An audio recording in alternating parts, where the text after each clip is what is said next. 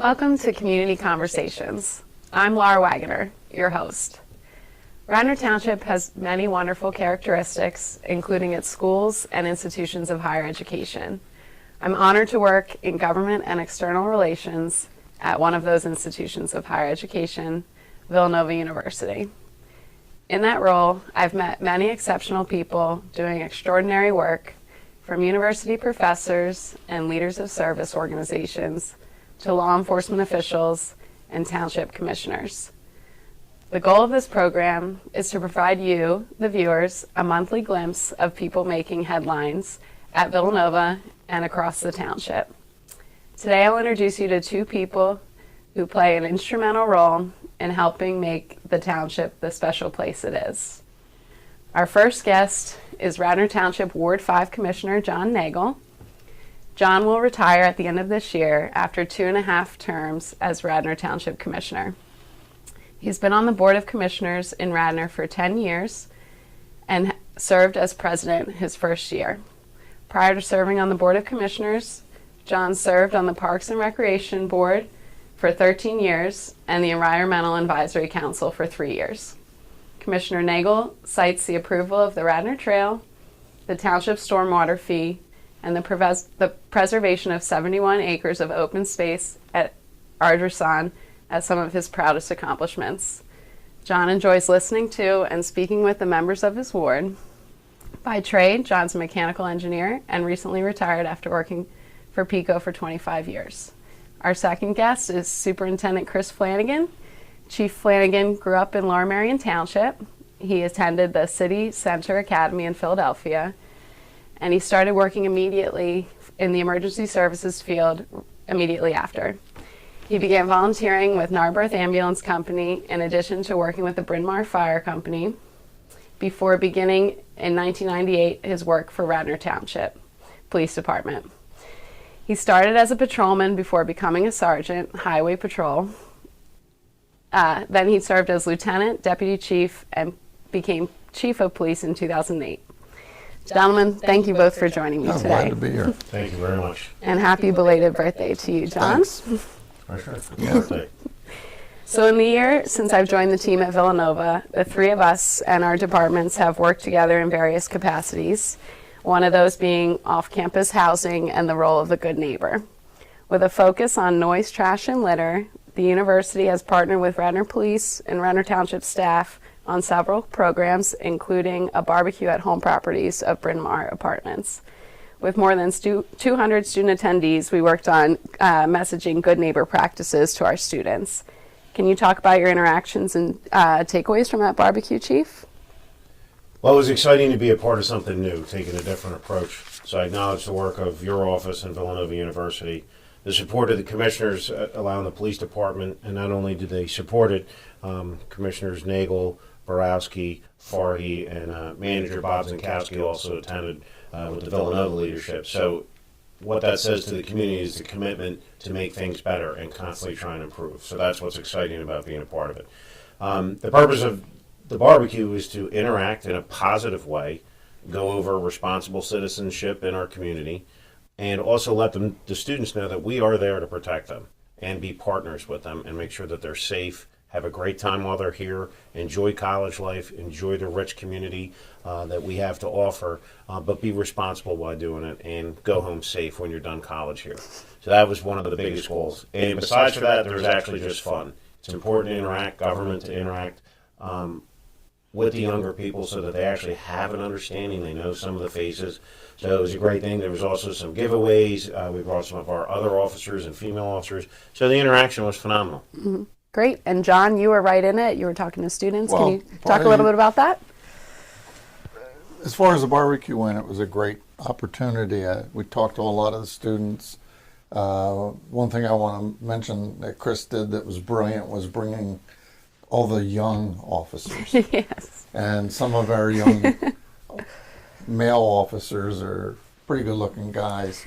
And it was fun to watch the human reactions taking place. And the female officers, same way. The hit of the day, though, I think, was when the canine showed up. Yes, Was that definitely. Rocky? Or, Yep, Officer Jen Coco brought Rocky, and it really kind of stole the show. It as does. It always does. yeah. The dogs are so sweet, you can't believe that you don't want to be on the wrong side of them when something goes wrong. Yes. And I talked to several students about the way we use Rocky and the other dog to do sweeps of the stadium or the pavilion as part of making sure that they're safe for when they have games and things. Yes, and Chief Flanagan, you actually were able to secure some giveaways, and you worked with local partnerships in the community that you had for those? Correct. I know that Flippin' Bailey's and the Reader's Water Ice. There's one or two pizza shop, and I know I'm going to forget their names because everybody was just so willing to help do something positive. So I want to make sure I acknowledge all the business community that supported the event. But it was something fun and also an attraction to get the students there. And that helps our local businesses because now the students know, hey, these places are open, this is great food. The water ice was a huge hit with the students and the police officers, Yes. including myself. So those are the things that really help. And we made relationships with the businesses. They're like, hey, something comes up again, please let us know. So I think there's multiple benefits to that day. Sure, that's great. So the Good Neighbor Guide was distributed to students based upon feedback we received from the local community, taking this as an opportunity to positively educate our students outside of the classroom as to what it means to be a good neighbor. Various departments on campus, government relations and external affairs, the dean's office, student involvement, and student government worked together with Radnor Police to draft a letter to be delivered to students living off campus in Radnor Township. Can you talk about that letter, Chief, and the collaboration between our organizations? Is that something that was done before? Yes, so since I started, we used to drop letters off at the beginning of the school year, right when people are moving into the community. And as the residents know, most students start off 1 to 2 years at a campus, not just Villanova, and then they have the opportunity to move out. They're more excited. They know the area. They feel very competent maneuvering around. So we decided to handle that. The ward commissioners would receive different complaints or different issues. So we decided we want to tackle it. What happened just real quickly is Villanova allowed us to come in and meet student government. And we all broke up into different tables, and we were able to just kind of talk about things and the message that we needed to get out, but very importantly, what the students wanted to hear, what they needed to know, why we are there at certain locations, why we stand some places. The commissioner mentioned bomb sweep. It's proactive. It's what's supposed to be going on in today's day and age.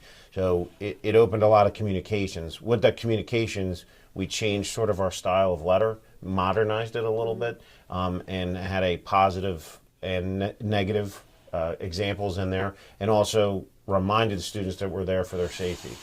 So we're going to follow up with a different type of flyer that'll be more towards the sort of the success of the end of the year, graduation, or finishing this hard school year, challenging school year, and that'll be going out. And I also acknowledge your office and the student government because you guys actually walked with us, which is something that's not been done before. So that was a new opportunity for everybody to work together. Sure. And our efforts, you talked about positive messaging, that was picked up, caught the attention of the local media, including Fox 29, which highlighted the initiative. So do you think that collaboration is sort of unique between universities and police departments? I do. I think it was a bigger step forward. It wasn't the same old. Everybody put energy into making the community better. The commissioners are the ones who give us feedback from their constituents, and then we're able to adjust to those needs. So I think it was a great collaboration. We even put a signboard up about littering, and that red Solo cups can actually cause a problem, and that you shouldn't be carrying alcohol in those devices. So we tried to do some positive messaging to avoid students having any contact with the police in the first place. Sure. And John, as commissioner, did you receive any feedback about our efforts at home properties? Not from the students, except that day while we were there. Heard back from neighbors after I talked about it in my newsletter about what a good idea it was. As I'm sure you know, my ward and the 7th ward probably have 90% of the student rental. Mm-hmm. And there's been some pretty negative history with that. A lot of improvement over the years, probably even before I got on board, but probably about the time Chris started. we've made strides. The big thing we found out from those meetings Chris was talking about is when we talked to students, they didn't really understand what the concerns were. In fact, they had a totally different view of what the concerns were. The biggest being they didn't understand that just walking home down some of the local streets and talking loud, laughing, and all that can be a pretty negative experience for the neighbors. Sure. So, in the old days it was all enforcement. Now I think we've gotten to a much better model. And I know I work very closely with Scott Zelov, who's right over the border. And we started this right after I was elected. We had the new chief come in, and I arranged a breakfast with Scott and myself, the chief, and Lower Merion's chief, and ironed out some of the issues that had gone on between those two forces, but also the issue with college students, and that's really panned out. Sure. Well, we look forward to continuing those initiatives as we move forward. Chief, the university has worked with local law enforcement in Radnor and Lower Merion townships over the last decade or so to make sure there was a very proactive plan in place during NCAA men's basketball tournament should Villanova win. Can you talk about the prep work between the university and your township police department and any other local partners? Obviously, Villanova having 2 championships, congratulations, in a very short amount of time, challenged public safety, the university, the community, and the community really stepped up to the plate in support and understanding of a celebration. The teamwork within the entire Delaware County, multiple Montgomery County units, Philadelphia Police Department, and even the Pennsylvania State Police, all coming together to create a very safe environment to have a wonderful and well-deserved celebration.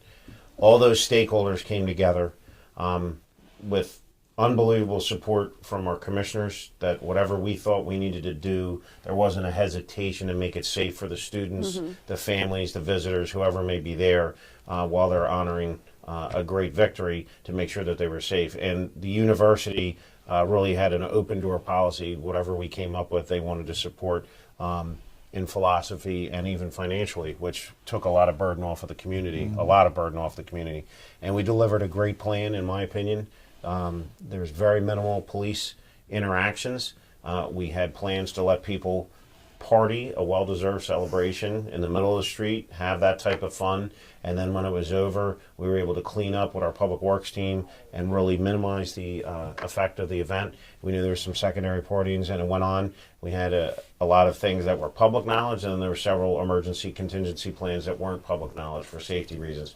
It was a great event. It challenged us. It made us better, and we were actually excited as a township, as a police department, for Villanova to be part of it. And to end it, Villanova University invited the commissioners and the police department to a parade in Philadelphia, and I think that was a visible demonstration of the teamwork. Great.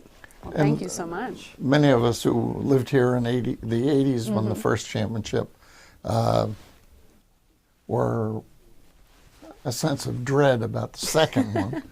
However, the third one, there was no concern. My constituents, I didn't get one call. That's because great. they saw how well organized. And the theory was so sound. The first time it was all enforcement. The second time it was, as Chris said, let them have their well-deserved party. We shut down Lancaster Avenue. I mean, the state police even shut the ramp off 476. So the idea is you deserve it. It's a party. Just stay on campus, stay right in that area. Everything's cool. And it worked out. Do either of you have a favorite memory of the national championship celebration? I watched the end of the last game from the emergency center, which was great because it had a huge projection TV. So That must have been exciting. yeah. I just think that we were watching on television, and it was the first championship was, it was a close. And all of a sudden when they won and we saw the old stadium empty with over 5,500 students in a matter of 3 minutes to Lancaster Avenue, it was just an unbelievable sight. And also it was a little bit of okay, we really have to get ready to go. but the planning and the teamwork again. And I have to really acknowledge the Radnor community, the citizens. One, were up there with their families and their young children, but they also knew that it was a well-deserved celebration, and they let the students do things and the other visitors do things that weren't normally a part of it. And we really had a great community spirit with the victory.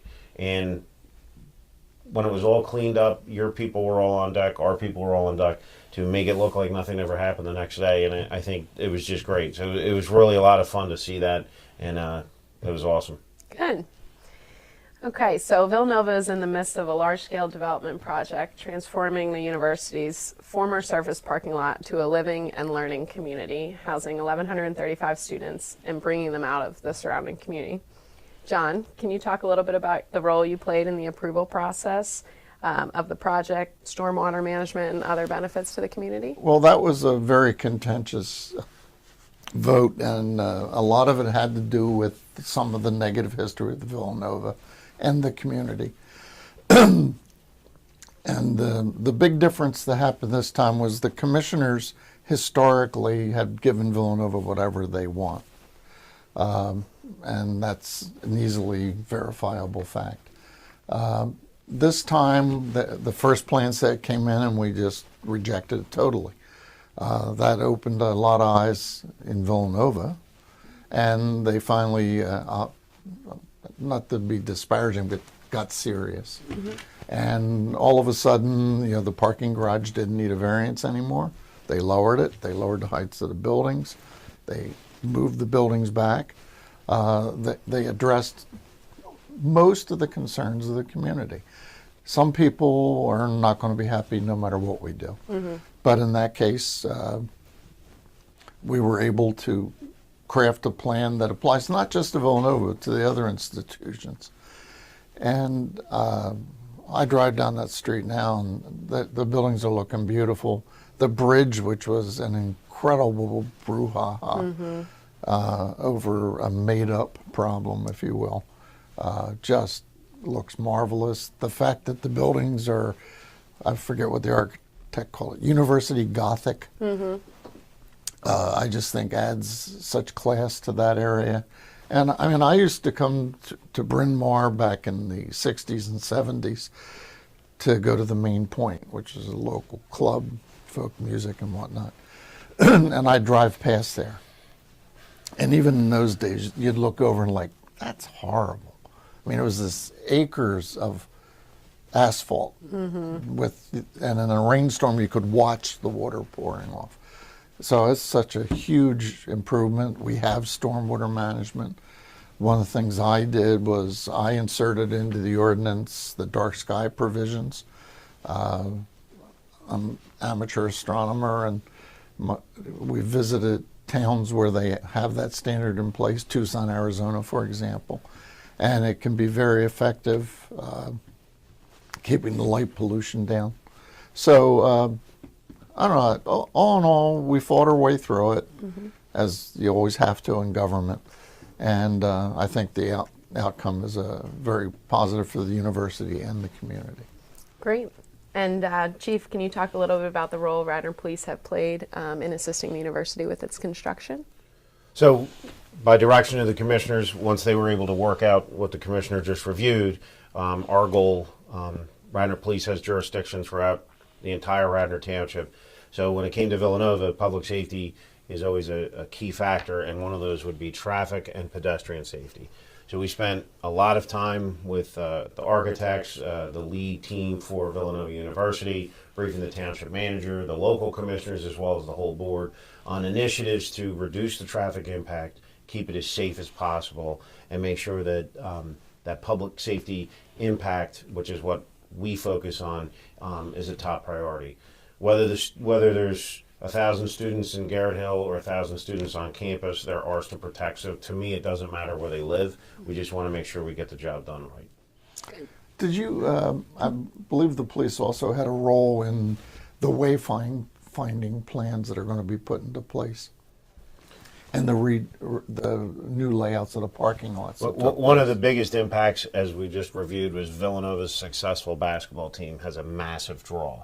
So after multiple meetings and everybody listening and putting in their input, Villanova was able to come up with a design to distribute the parking so it's not all focused at Lancaster and Ithan. And there is an elaborate plan. So if the community is coming to a game, spend some time or call Villanova and they'll explain how the new parking works, which lessens impact. And don't forget there's the Route 100 trolley, which is a great way to get to Villanova and never have to worry about traffic or parking, and then walk right into the stadium because the wonderful Radnor Police will Great plug. cross you at Lancaster and A new Ithan. stadium.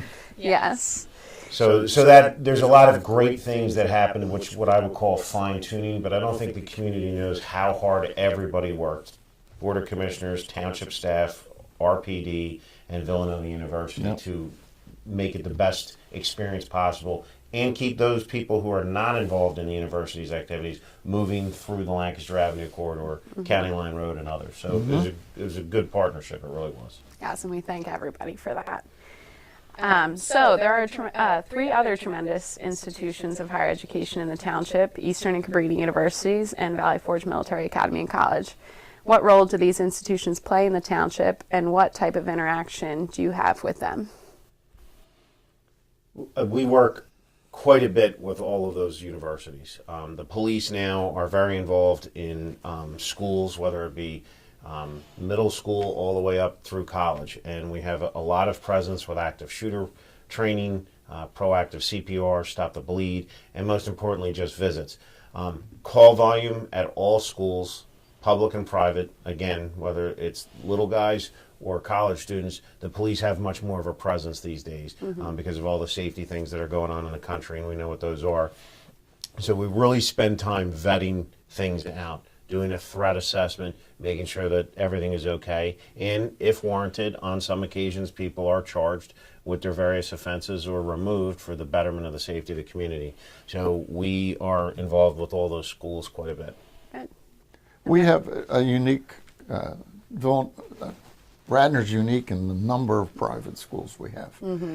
I live on Bryn Mawr Avenue, and right on Bryn Mawr Avenue there are 3 private schools. And then right around the corner, Notre Dame, Agnes Irwin over in the 4th Ward near Villanova.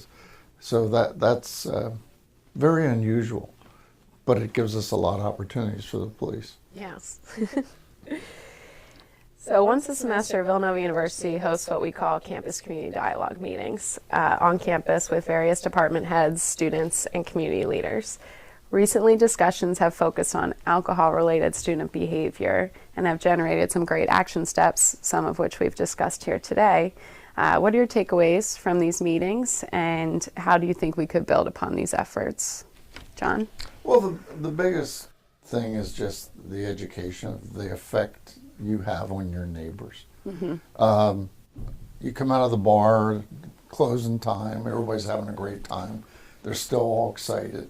And they walk home and they're continuing to party all the way home. So, and we've already seen an improvement in that behavior. But, you know, drinking is not a new phenomenon. Been around a while, probably since at least the 20s that I'm aware of. So, and drinking on college campuses, probably the big difference between when I went to college about 400 years ago and now is binge drinking. So hopefully we can approach from a public health standpoint, not the community issue standpoint. And I think the colleges in general, from the information I see from Town and Gown, there is a lot of effort in that area. Yes, big focus. Chief?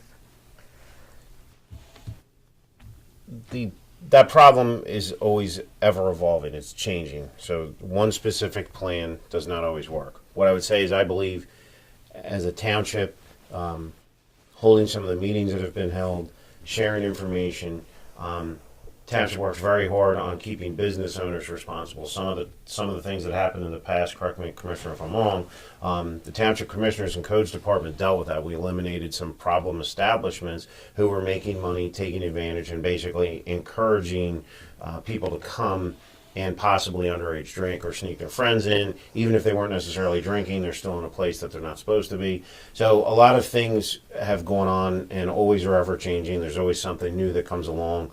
And we try and share information with Lower Merion and Haverford. But dialing into the efforts by keeping communications open, dialogue. We are in an area that does have some underage drinking problems from high school students through college. It's not just college students, and we do try and enforce those. It's important to realize the biggest reason is for safety. I don't think it's about getting a ticket. I think it's about keeping students safe. Not driving, which is a great improvement across the country, but there's still work to be done. Not becoming so intoxicated that they hurt themselves or fall, become injured, or make themselves a victim of a crime. As you know, often college students, male or female, wear identifying markings, and they come out at 2 in the morning, and that could lead somebody to want to possibly take advantage of them by stealing their money, their cell phone, whatever it may be, or worse yet, physically assaulting one of them. That's what we really want to try and avoid. You could get hit by a car. We've had some pedestrian fatal accidents. We have had some binge drinking deaths that have occurred in our local colleges, so it really rocks the community, and it's a big and serious issue. And also, they have to remember that you sneak into a bar, it may be fun, you have your fake ID. The owners of these establishments who are trying to do the right thing could actually receive significant financial violations and or lose their privilege to do business, which means they may not be able to pay their own mortgage or put their kids through school. So it's a whole different thing. The commissioners will hear sometimes about public urination by restaurants, trash, other things. Again, I've seen, in my opinion, since I started in '98, significant improvement. Everybody's worked on the problem. Still work to be done. And people do have to be responsible. And the bottom line is it is against the Crimes Code of Pennsylvania and the Vehicle Code if you're driving. So you will receive from our department sanctions if you choose to do that, because there's too many people and their safety affected. The rise of Uber and Lyft, I think, have also dramatically improved the situation. Yes. The accidents and the DUIs are at a very low, and that is exceptional news, and we want to keep it that way. But it also doesn't eliminate, are there carload of Ubers with a bunch of 19-year-olds who have been drinking? Right. And that is one of the concerns. That also sometimes helps mask the ability to go into a beer store and then have somebody, and they bring the alcohol out, and then they're able to drive back to campus undetected. And that goes for all the campuses. This is not picking on Villanova. So. Thanks. John, you have a few months left as commissioner. Do you have any priorities for the final stretch? Well, there's a few things that have been developing over the years that I'd like to see move forward. We have a lot of work to do in our parks. Several years ago, we secured a bond issue. About half of it went to the library renovations, but the other half was for parks and trails. We've already done the one beautiful park in Garrett Hill you're familiar with, the Macron Park. Right now the planning's underway for Fenimore Woods Park, and I want to see that progress. The trails, one of the trails is fully funded, the other two we're working on funding. So those kind of things that there have been, as a way of balancing the budget historically, money was taken out of parks. And hopefully we're going to put it back in. The recent changes with the Willows have been very positive, so I want to see those folks move forward. You know, we've leased it to the Willows Park Preserve. They did a beautiful presentation at one of our recent meetings. The design looks fantastic. The price looks reasonable. So we just have to see that through the end. And something we've been trying to do for years is develop a really solid way of funding capital plans. So this year we've scheduled 8 or 9 extra meetings, and each of those meetings will be a single topic, single focus meeting about different areas, including capital, structures, facilities, personnel, those types of things. Well, I want to thank you for your service, and a couple months left. It's been a real pleasure working with you. I'd like to thank both Commissioner John Nagle and Superintendent Chris Flanagan for participating in today's show. We look forward to next month's show as we introduce you to other individuals making news and positively impacting the communities around us.